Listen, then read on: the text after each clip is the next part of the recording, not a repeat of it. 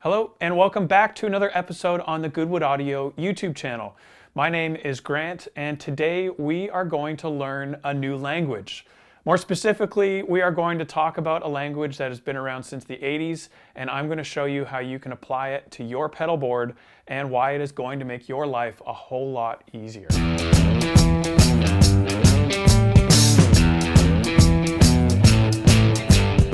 Today, we are going to talk about all things MIDI. MIDI has been around since the mid-80s, and one fun fact, it hasn't changed a whole lot. That's pretty impressive when you think about how quickly technology changes these days.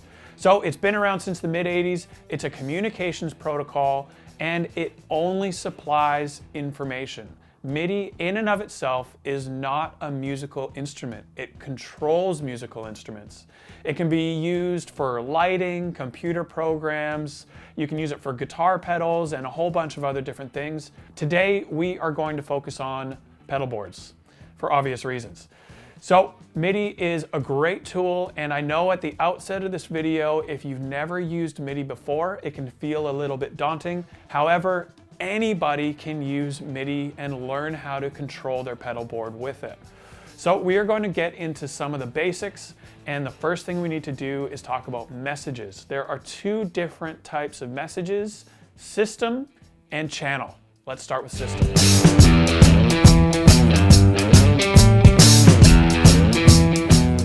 Another way to think of system messages is as a global message. All MIDI-enabled devices will see this message and will be affected by it. For instance, master clock is a system message. This means that you can send out a clock or a BPM or a tempo to all MIDI-enabled devices, and if they have tempo set up, they will change to that tempo. Let's say you have a tremolo hooked up to MIDI and a delay hooked up to MIDI. You might tap in 120 BPM on your MIDI controller, and both the delay and the tremolo will switch to 120 BPM. You might then switch to a preset where you've pre-saved a new tempo. Maybe that's at 135 BPM. You hit that button, the preset is now enabled, and both devices will change to 135 BPM. Another system message we will really quickly talk about is a sysx message. In short, this is a brand-specific message, not usually applying to guitar pedals, so we aren't really going to get into it. That's really it for system messages. They aren't the most common way to send MIDI for guitar players. Let's move on to channel messages.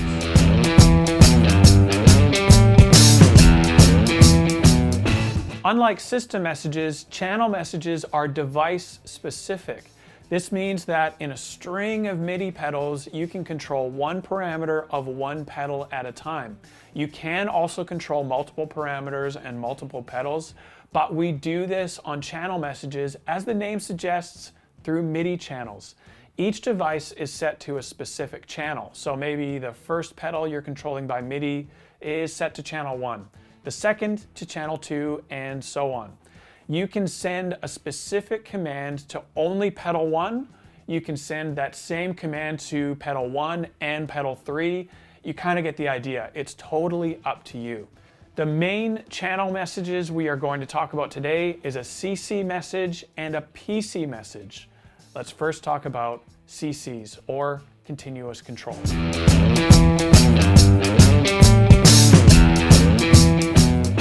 A CC message, or a continuous control, or a control change, is a way of controlling your pedal's parameters. This is different to a preset change, which we will get to in a little bit.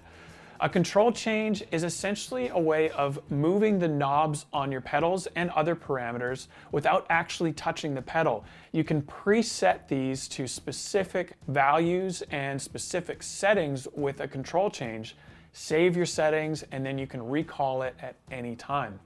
The other really cool thing you can do with a CC message is expression. You can hook up an expression pedal to your MIDI controller and control a note value, or in this instance for guitar, you might be able to control a knob in real time. Very handy thing to do for things like mix on a delay or repeats and many other things. To use a CC message, you need to send it down a specific channel. So let's say we send it down MIDI channel 1, which only controls device 1. And then we send a CC number, which is a way of saying we need to select which knob to turn on your pedal.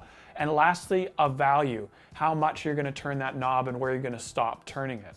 So these are all of the parameters you need to use a CC value. Again, this may sound a little bit daunting right now. It's a lot of information, but once you get into it, it is very easy to use. To see what CC numbers control what on your specific pedal, just go to your user manual, and any MIDI device will have a list of CC numbers and what it controls, and you'll be able to get right into it. CCs are very powerful, very useful, and I'm not going into incredible depth right now, but they are something that will allow you to expand the control of your pedal board quickly. Again, these can be used over multiple devices at a time. With that expression example, where you have an expression pedal hooked up to your MIDI controller, you could actually control the mix values on multiple pedals at a time. Practically, this means the expression pedal could be all the way back and none of those pedals are sending mix, and then you slowly bring it up and those delay repeats and the reverb trails come in as you bring that expression pedal up. Very handy to be able to use, and again, this is generally used within a preset on a pedal. Now we need to get into PC messaging. A PC message, or a program change or patch change, is something you will use all the time if you're using MIDI as a guitar player. Instead of controlling specific parameters within a preset, this will actually change the program. This means you might go from preset 1 or saved sound 1 to preset 2. So you might have a quarter note delay saved on your delay pedal and you want to bump up to the next preset where you've saved a triplet delay. You can do this with a PC message. Again, channel specific. So you need to choose which channel you will send this message down. Let's say a delay is on channel 1. So you would send this program change down channel 1 and you would essentially say go up to the next preset, to my triplet delay. You can do this on specific pedals, or you can do it across a wide range of pedals all at the same time. Again, program changes are great if you want to hit one button on your MIDI controller and move the presets on multiple pedals. Very handy message to use, and we'll go over more specifics in just a second.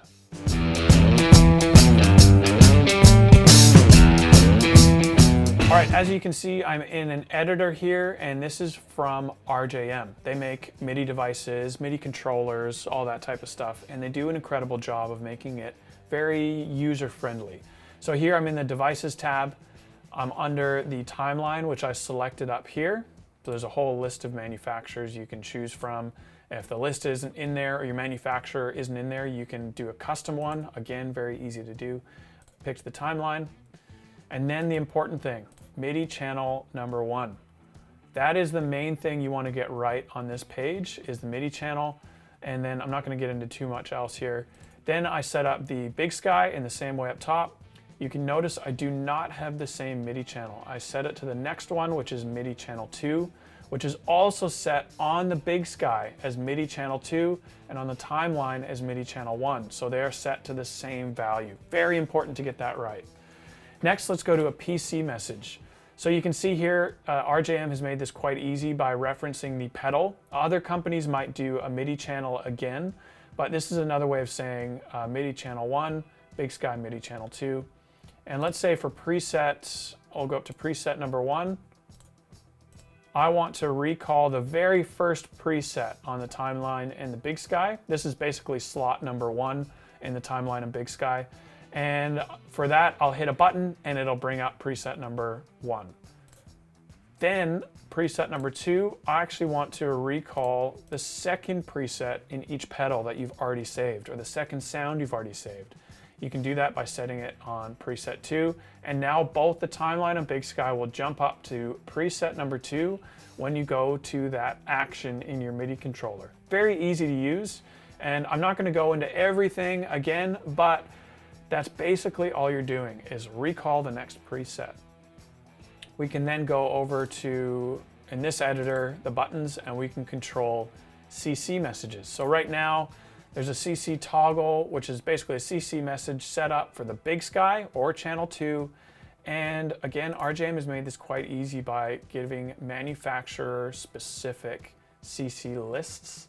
So right here, I've just selected bypass. You could do whatever you want here. You could do an infinite, where you hold the button on the MIDI controller and it will toggle CC number 70, which is the infinite.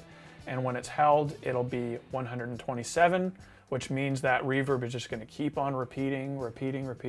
And when you let go of the button, it will turn off as if no buttons are being pushed. That is how you would set up a CC toggle.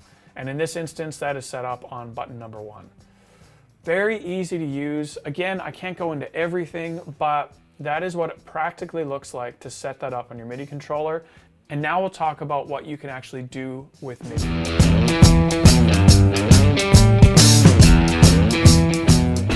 All right, so now we are going to talk about some MIDI specifics or best practices. Things you need to know to practically get MIDI hooked up on your pedal board. The first thing you need to know is how to hook up your pedals. Generally, you're gonna start with a MIDI controller. So let's say you have an RJM PBC10, because this is a great example.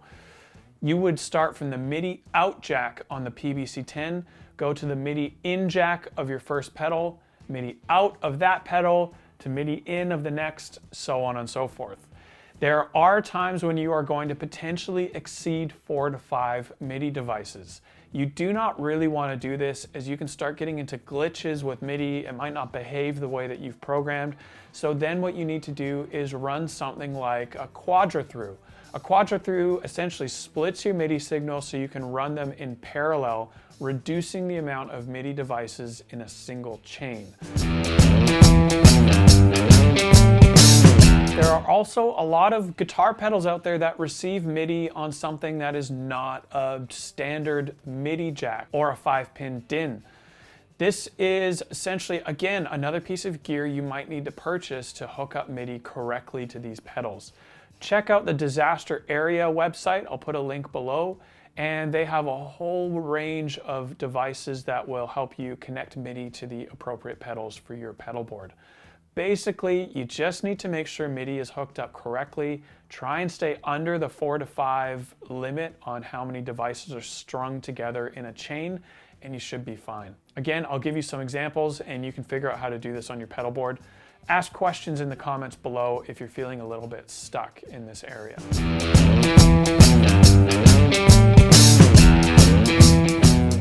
There are a bunch of different types of MIDI controllers out there from even more manufacturers. Which one do you choose?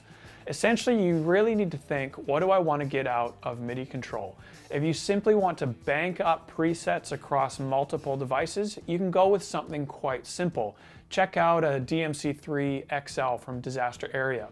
If you want to save songs and specific presets per songs with a screen readout, then you want to go with something a little bit more in depth. Maybe something like, again, an RJM PBC10 or an RJM PBC6.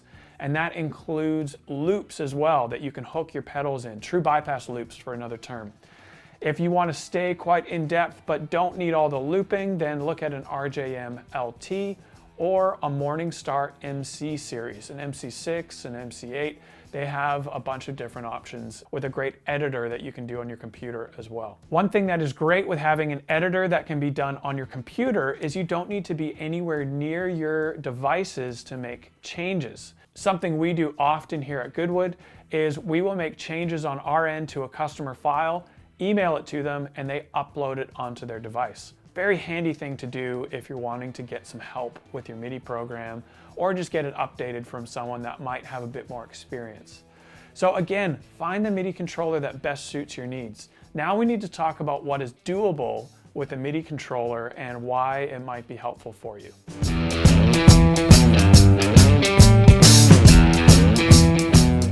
All right, so now let's practically talk about what you can do with a MIDI integrated setup. I've already talked a little bit about song mode, which is where you can save song names, verse, chorus, bridge, whatever you like, and assign presets to all of those different sections.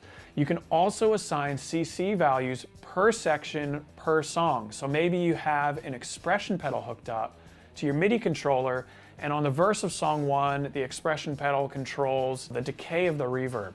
In the chorus, it controls the mix of the delay, and then in the bridge, it controls the decay of the reverb and the mix of delay and the rate of your tremolo that you've hooked up to Midi as well.